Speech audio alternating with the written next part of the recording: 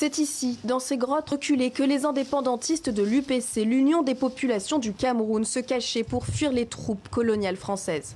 Michel Eklador-Pekoua, membre du parti, revient sur ce lieu. Toutes ces zones étaient régulièrement bombardées.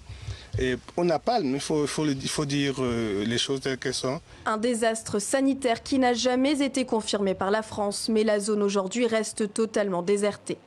Autre lieu emblématique et sombre de cette lutte, cette chute d'eau, fréquemment visitée par les touristes. Et pourtant, à l'époque, les Français l'utilisaient pour y jeter des centaines de nationalistes. En se noyant, ils servaient ainsi d'exemple. Entre 1955 et 1964, ce sont plusieurs dizaines de milliers de personnes, membres de l'UPC et simples civils, qui auraient été tués. C'est en tout cas le résultat de l'enquête menée par les auteurs de l'ouvrage La guerre du Cameroun. Une époque traumatisante pour la population, comme pour Odile Bouma qui avait 7 ans quand son village a été massacré par des troupes françaises. Elle se rappelle de tous les détails, elle en a encore la chair de poule. Les fils de sauf qu'il peut. Et c'est comme ça que les corps tombaient.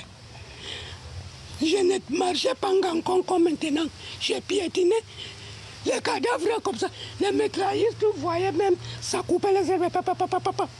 En 1960, le Cameroun obtient officiellement son indépendance, mais les combats ne cessent pas pour autant. L'UPC accuse une mainmise de la France, plus discrète mais toujours présente sur les nouveaux gouvernements camerounais.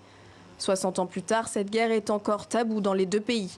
Tout ce que nous voulons en réalité, c'est que la France puisse reconnaître la responsabilité qui est la sienne par rapport au massacre des populations. Y aura-t-il une reconnaissance officielle? En attendant, les archives sur cette sale guerre sont désormais ouvertes et consultables en France.